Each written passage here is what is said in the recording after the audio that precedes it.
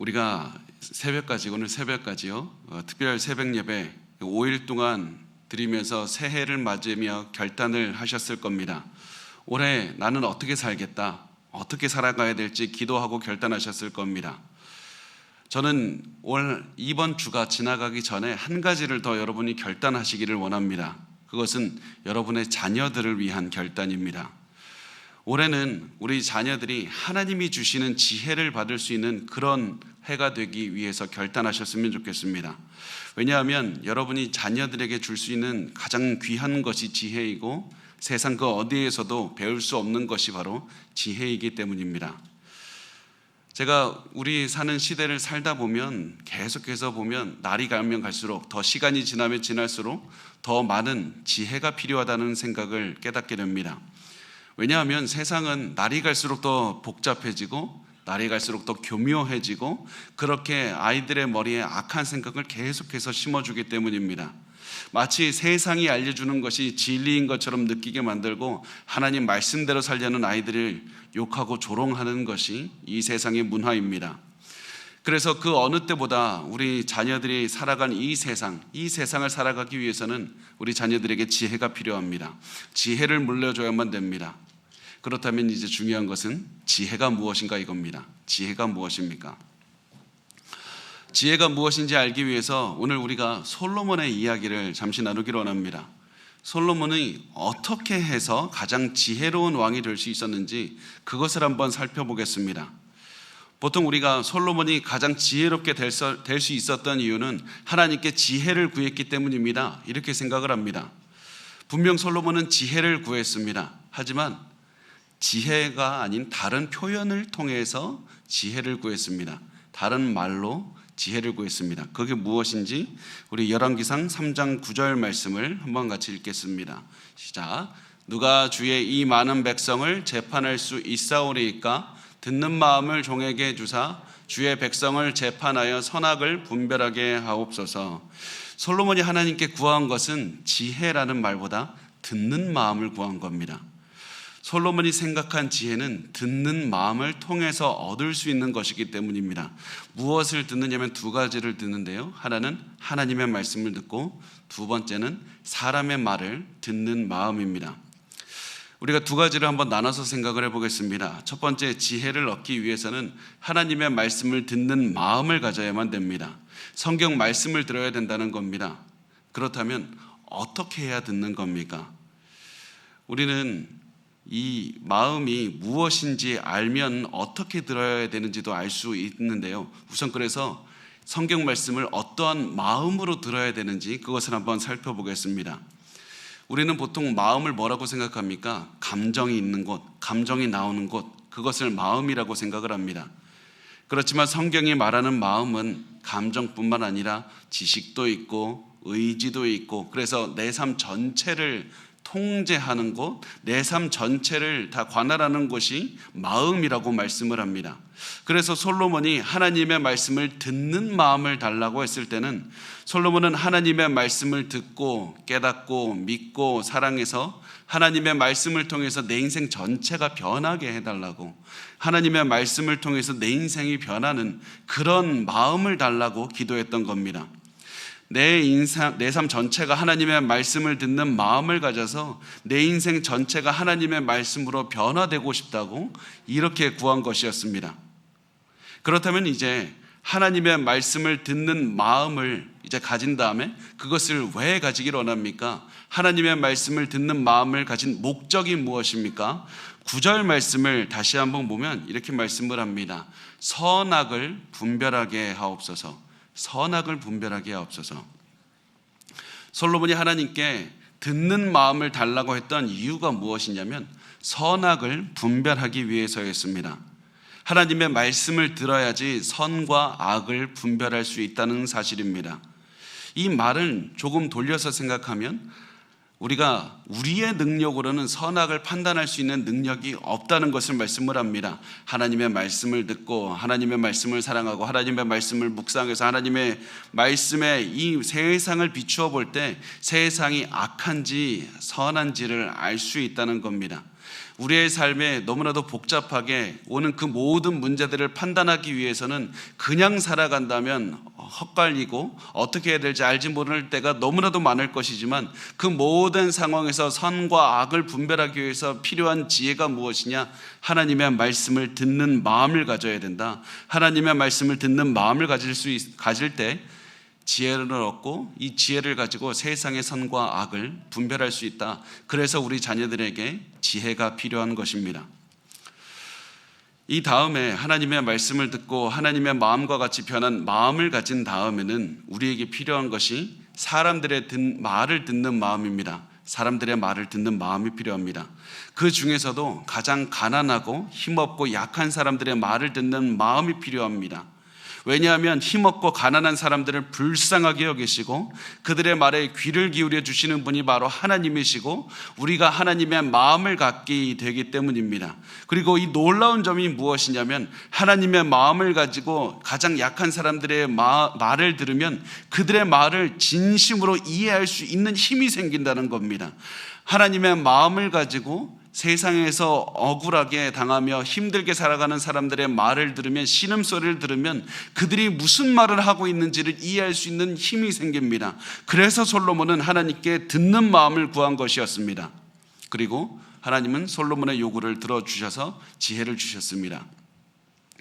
성경은 이렇게 솔로몬이 하나님께 지혜를 받는 장면 그 바로 다음에 오늘 우리가 읽은 그 말씀을 등장시킵니다.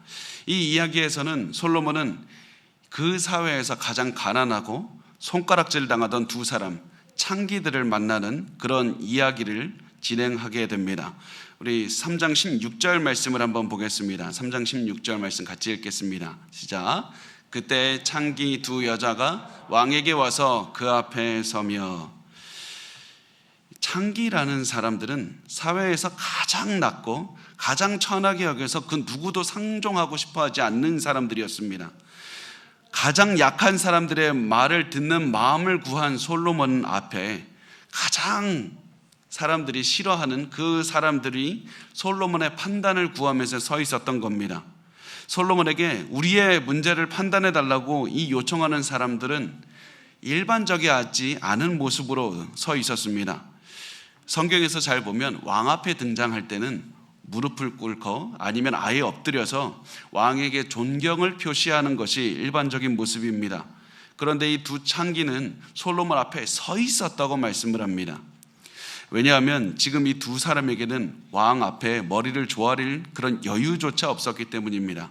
엄청나게 큰 일이 벌어졌기 때문에 빨리 판단을 받고 싶어하는 그런 모습으로 서 있었습니다.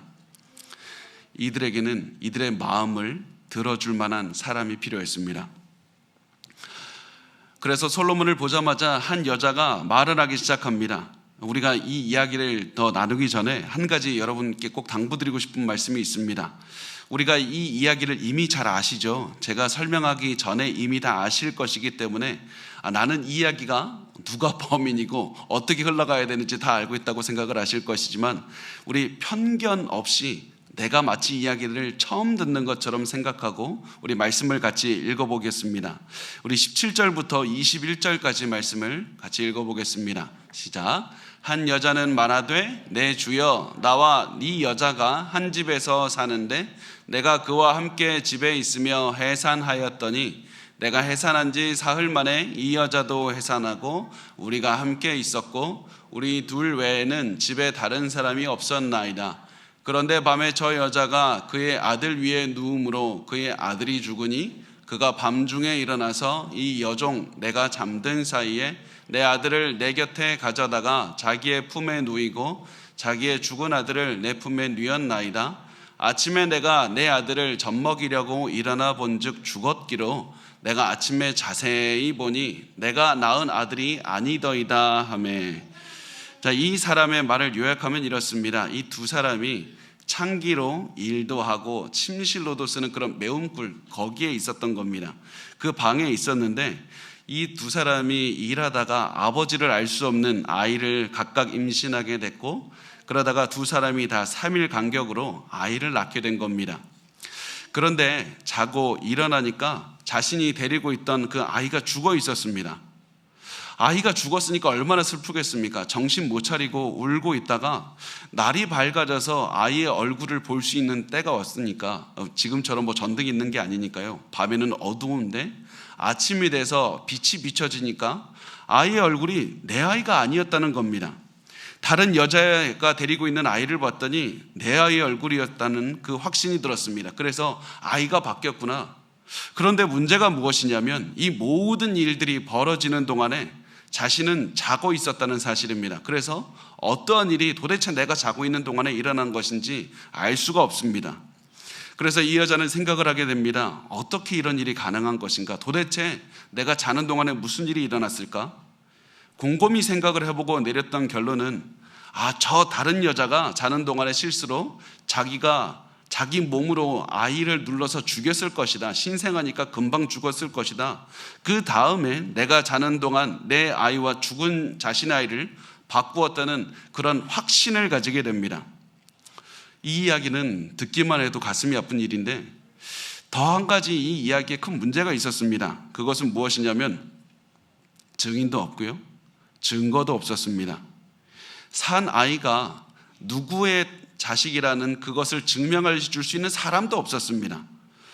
그래서 이 말을 들은 다른 여자가 이렇게 말을 하기 시작합니다. 3장 22절 말씀을 보면 이렇게 말씀을 합니다. 다른 여자는 이르되 아니라 산 것은 내 아들이요 죽은 것은 너의 아들이라 하고, 이 여자는 이르되 아니라 죽은 것이 내 아들이요 산 것이 내 아들이라 하며 왕 앞에서 그와 같이 쟁론하는지라. 이 다른 여자가 하는 말은 굉장히 간단합니다.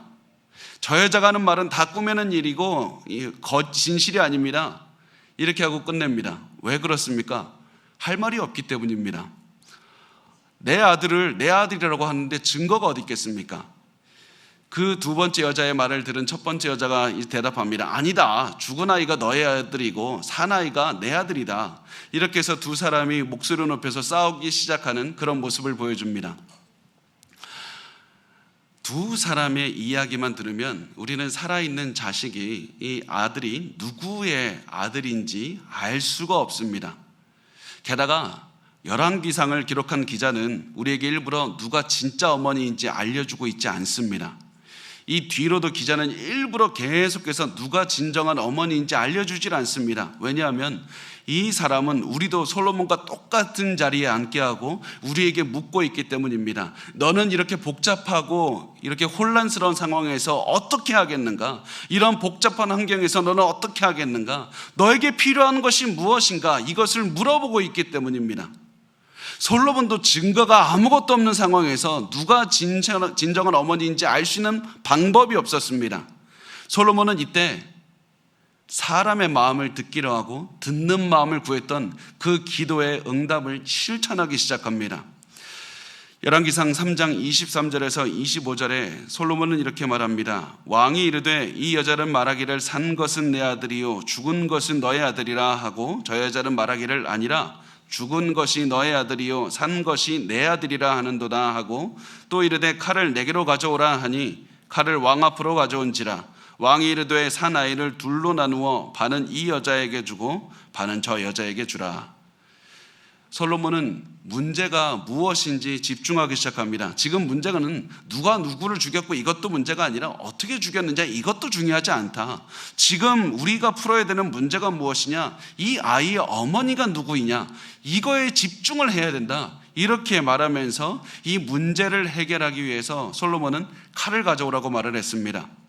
칼로 아이를 반으로 잘라서 반은 한 여자에게 주고 반은 다른 여자에게 주라고 말을 했습니다. 이 말을 들은 한 여자가 이렇게 말을 했습니다. 26절 말씀에 보면 이렇게 말합니다. 우리 같이 한번 읽어볼까요?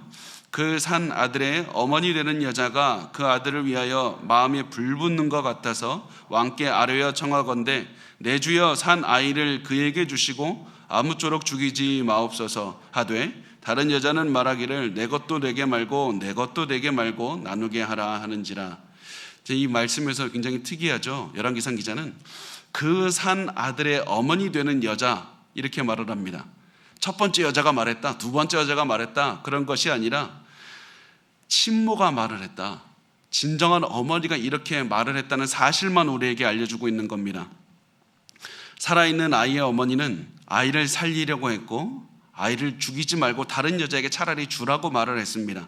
반면 죽은 아기의 어머니는 살아있는 아기도 죽이자, 그렇게 해서 질투심이 가득한, 시기심이 가득한, 내 자식은 죽었는데 너의 자식은 살려둘 수 없다, 이런 마음을 실행했다, 그 마음을 보여줬던 겁니다. 솔로몬은 여기에서 이 두 사람의 마음을 들을 수 있었습니다. 솔로몬은 이것이 바로 가졌던 솔로몬의 지혜가 바로 이 마음을 듣는 그런 능력이었습니다.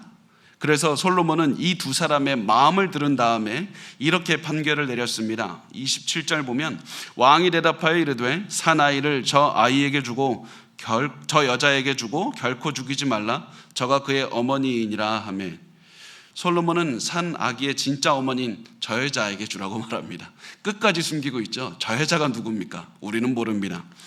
솔로몬이 말하는 저 여자가 누군지 우리는 알 수 없지만 아마 그 자리에서는 솔로몬은 아마 손가락으로 그 여자를 가리키면서 저 여자에게 주라고 했을 겁니다. 제가 손가락이 어디로 가야 될지 몰라서 하늘을 향하고 있는데, 그런데 성경 기자는 우리에게 누구를 가리키고 있는지 말해주고 있지 않은 겁니다. 왜냐하면 이 이야기의 중요한 포인트는 범인이 누구인가, 그것을 알아내는 것이 아니라 솔로몬이 사람의 마음을 듣는 그런 귀를 가지고 있었다, 이 사실이 중요하기 때문입니다.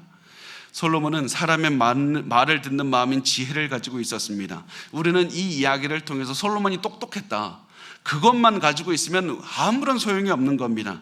그렇지만 성경은 솔로몬이 똑똑했다는 그 사실보다 솔로몬에게 듣는 마음이 있었다는 사실을 우리에게 보여주고 있습니다.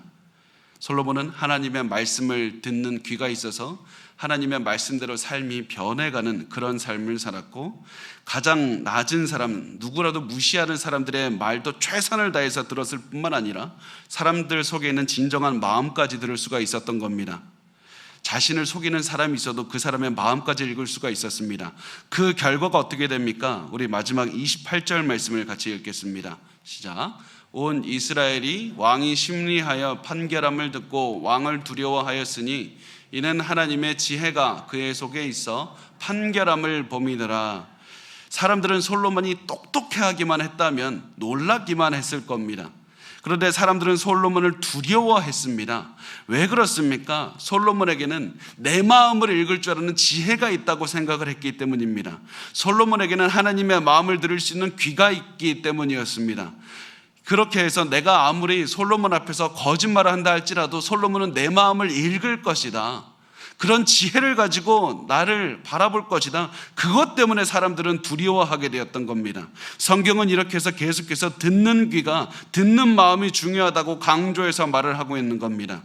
특히 이런 듣는 마음은 우리에게 너무나도 필요할 뿐만 아니라 이 세상을 앞으로 살아갈 우리의 자녀들에게는 더욱더 필요한 겁니다.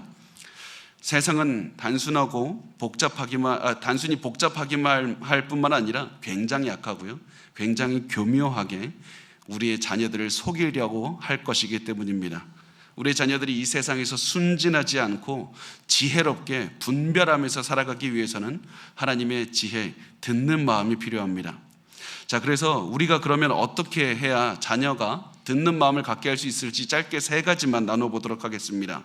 첫 번째는 부모님이 먼저 하나님의 말씀을 듣기 위해 노력해야 됩니다. 부모님이 먼저 하나님의 말씀을 듣는 마음을 얻기 위해서, 마음을 가지기 위해서 매일 말씀을 묵상하시고 기도하셔야만 됩니다. 듣는 마음을 얻기 위해서 노력하는 모습을 자녀들에게 보여주시고, 여러분이 하나님을 듣는 마음을 노력한 것을 통해서 깨달은 것들을 자녀들에게 나누어 주셔야만 됩니다. 두 번째, 믿음의 공동체를 자녀들이 형성하게 해야 됩니다. 자녀들이 믿음의 공동체에서 서로 사랑하는 법을 가르쳐야만 됩니다. 사람의 마음을 헤아리고 아끼는 방법을 연습하고 적용할 수 있는 최적의 장소가 어디냐면 바로 교회 공동체입니다. 그래서 이 교회 공동체의 자녀들이 서로 사랑하는 법, 서로 이해하는 법, 서로 협력하는 방법들을 계속해서 나누면서 계속 서로 교류하는 방법을 배우게 해야 됩니다. 그리고 이런 공동체도 먼저 부모님이 앞서 나가야, 특히 자녀가 어릴수록 부모님이 먼저 나가야 자녀도 그 모습을 보고 따라온다는 사실을 기억하시기 바랍니다. 세 번째, 하나님의 말씀과 사람의 말을 듣는 그 마음을 갖고 싶다는 그 동경하는 마음을 자녀들의 마음에 심어주셔야만 됩니다. 하나님의 말씀을 듣고 사람의 마음을 이해하는 그 듣는 마음을 가진 삶이 얼마나 기쁘고 얼마나 위대하고 얼마나 아름다운지 보여주셔야만 됩니다. 그리고 하나님의 말씀과 사람의 말을 듣는 삶을 보여줄 수 있는 최적의 모델은 바로 부모님이 되십니다. 부모님이 듣는 마음을 가질 때 얼마나 행복한지 자녀들에게 매일 보여주시고, 그래서 자녀들이 부모님들을 동경하게 하시고, 그리고 부모님들을 따라가기 위해서 최선을 다해서 노력할 수 있도록 자녀들을 이끌어 주시기 바랍니다. 이 세 가지를 요약하면 결국 부모님이 먼저 가야 된다는 겁니다. 자녀들이 지혜롭게 듣는 마음을 갖기 위해서는 부모님이 먼저 듣는 마음을 갖기 위해서 최선을 가지고 살아야 됩니다. 그리고 이것이 바로 솔로몬이 가진 힘이었습니다. 솔로몬은 듣는 마음을 처음에 배운 사람이 바로 아버지 다윗이었고, 다윗은 죽어가면서도 이제 인생의 마지막에 다가오고 있을 때 아들 솔로몬을 위해서 이렇게 기도했습니다. 시편 72편 1절에서 4절인데요. 우리 여러분의 자녀들을 축복하고 기도하는 마음으로 우리 같이 이 시를 읽었으면 좋겠습니다. 우리 같이 읽겠습니다. 시작. 하나님이여, 주의 판단력을 왕에게 주시고 주의 공의를 왕의 아들에게 주소서. 그가 주의 백성을 공의로 재판하며 주의 가난한 자를 정의로 재판하리니 의로 말미암아 산들이 백성에게 평강을 주며 작은 산들도 그리하리로다. 그가 가난한 백성의 억울함을 풀어주며 궁핍한 자의 자손을 구원하며 압박하는 자를 꺾으리로다. 다윗이 계속해서 판단력을 달라고, 주의 판단력과 주의 공의를 솔로몬 왕에게 달라고 기도합니다. 그리고 가난한 백성과 궁핍한 자를 구하는 사람이 되게 해달라고, 이들의 마음을 이해하고 이들을 지켜주고 이들을 구원하는 사람이 되게 해달라고 계속해서 기도하고 있습니다. 이 기도가 있었기 때문에 솔로몬도 하나님께, 나에게 하나님의 말씀과 사람들의 마음을 듣는 마음을 달라고 기도할 수 있었던 것이고, 이 기도를 여러분이 매일매일 드릴 때 여러분의 자녀가 하나님 나에게도 듣는 마음을 달라고 기도할 수가 있을 겁니다. 여러분, 우리가 솔로몬보다 더 많이 우리 자녀들이 지혜롭게 되기 위해서 자녀들에게 듣는 마음을 달라고 기도하셨으면 좋겠습니다. 그리고 그 듣는 마음을 2023년에 꼭 가져서 우리 아이들이 이 세상인 그 누구보다 가장 지혜로운 아이들로 성장할 수 있는 그런 한 해가 되셨으면 좋겠습니다.